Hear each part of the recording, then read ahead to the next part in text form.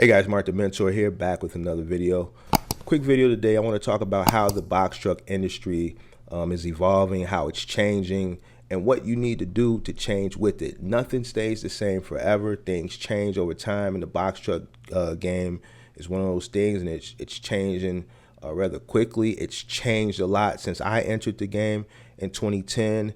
And I do a lot of mentoring, a lot of coaching sessions, and there's a few topics that it seems like it's repetitive. Every mentorship lately for like the past week or two has been all revolved around one topic, and that's rentals. And I knew it was going to get to this point. So what I want to do in this video, I want to kind of help try to navigate some people through some of the things that's happening now. All right, so when I first started hearing about these caps and things on rental trucks, I didn't know what people were talking about. That's not a part of the game I know. Like I said, a lot of my subscribers that have been subscribed to this channel for a while now, I've been in the game, like I said, since 2010. So when I was first hearing about it, I had to look into it. I haven't rented a truck in a while, but the reason why they are putting caps on these trucks is because, one, manufacturing has slowed down a lot. Like, they're not pumping out a lot of new trucks. So the way it works is when you go to a truck rental company, they buy new trucks every year. They got trucks on order every year. I don't know what the specific number is, but they buy new trucks every year. And as they buy new trucks, they start filtering out the older trucks. All right, the trucks that are 6, 7, 8 years old. I think Penske, they were filtering out the trucks once they got around the 250, 300,000 mile mark. They would put them on Penske used truck sales, and they would replace those with new trucks. Now, since the pandemic, obviously, the manufacturers aren't pumping out that many trucks. All right. So these rental truck companies have to preserve the trucks that they have longer now than they normally would. They're not able to sell these trucks, all right, probably at 250,000 miles, because they're not able to replace the trucks. They're probably, let's say if Penske had an order nationwide for 1,000 new units every year, that may be cut down to 500 now.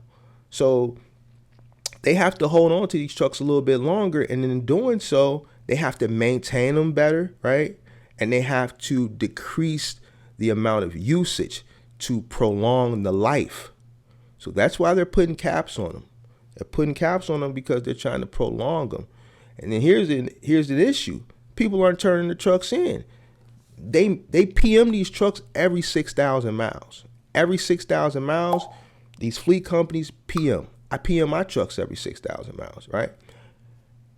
Because there's a scarcity of trucks, PM'd. So now people are driving trucks that need oil changes. They got all types of lights on, you know what I'm saying? And they're not turning the trucks in. That's causing an issue. And that's making it worse for the guy that's trying to enter the game, because they're putting more and more restrictions on now, right? So what do you do? What do you do in a situation like that? The trucks are scarce. What do you do? Trucks are still high, right? You got to get on that waiting list, right?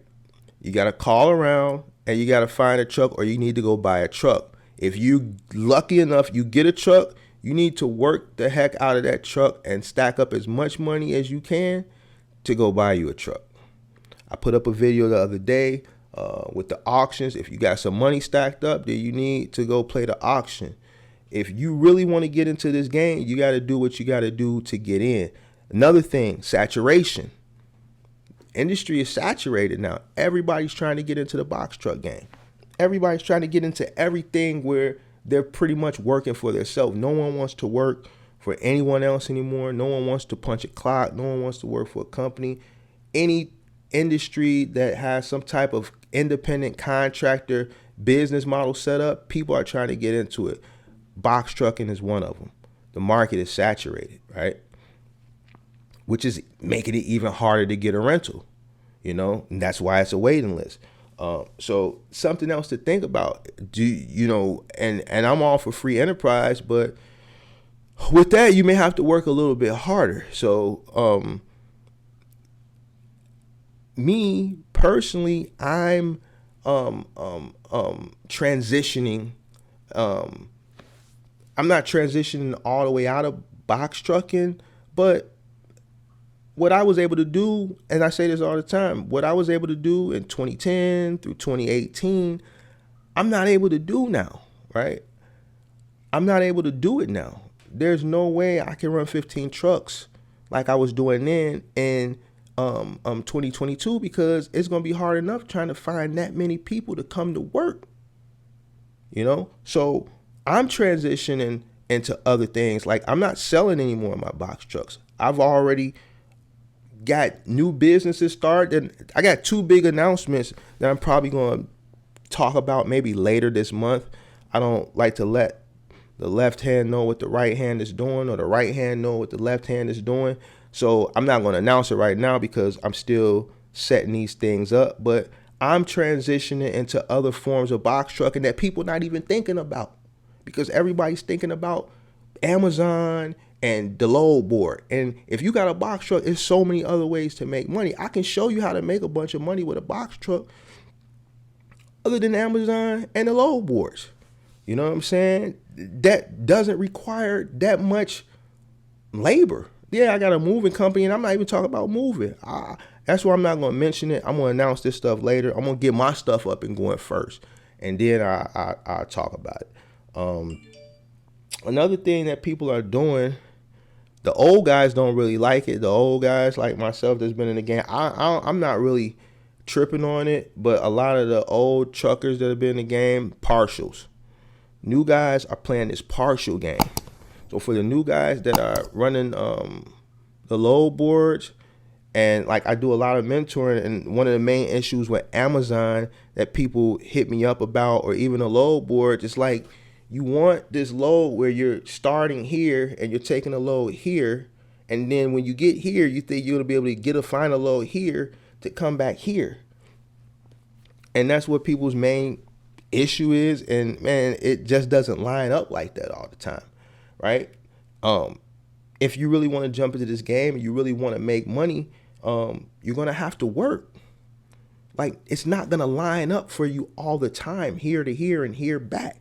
It's not gonna work. You may start here, go here, and then you may have to go here to find something to come back here. You might have to go in a triangle to get back to your start point. It's not gonna be a smooth line every time if you want to make the money. Another issue people are talking about is Amazon, and it's one way, and you got a dead head back. Okay, well, if you're doing an Amazon run one way and you can't get nothing coming back, then you might have to jump on a load board, right? And find something that's going to bring you back, or bring you back close, or find something in that town that Amazon took you to that may be going a little bit over there, but then you see something there, you can come back for the next day. Like, you gotta work it to the best of the ability so that you see some type of profit. If you're not profiting, then you're not working hard enough, or you're not planning correctly. You have to plan correctly, and you have to work hard. And that's pretty much it. I mean, like, these new guys that are coming in the game, they hungry. They hungry. And some of them are really, really working. Some of them really, really working. The people that's coming in the game that watch some YouTube videos and they made it seem like, oh, you get into this game, you're going to make thousands and thousands and thousands of dollars. I saw one video where the guy said, oh, you get you a box truck, you're going to make $1 million. That's cap. So now you got people that's done jumped out the window and got involved, right? And they see it's not that simple. You see what I'm saying? It's not that simple. And I've always been the one to preach, man, stop believing what you see. Not everything what you see is real. This ain't an easy game. It's not peaches and cream. Don't think you could just jump into this box truck game and everything is going to line up for you. No. Most of my mentorships is me mentoring not people that are trying to get into the game. It's mentoring people that are already in the game and trying to help them navigate through the game. They're in the game and they're trying to figure out how to turn over a profit. They're not profiting.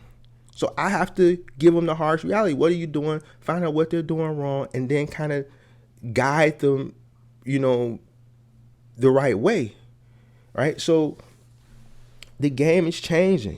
These partials, people don't want a full load. They're refusing full loads. They rather take 2 or 3 things going in that one direction and stacking that stuff and doing it that way. Okay, if that's the game now, then that's the game. You got to adapt to the game. I told somebody that the other day, like, man, you got to start doing these partials. These partials is probably going to get you to where you need to be. It's not adding up. But what you're doing is not working.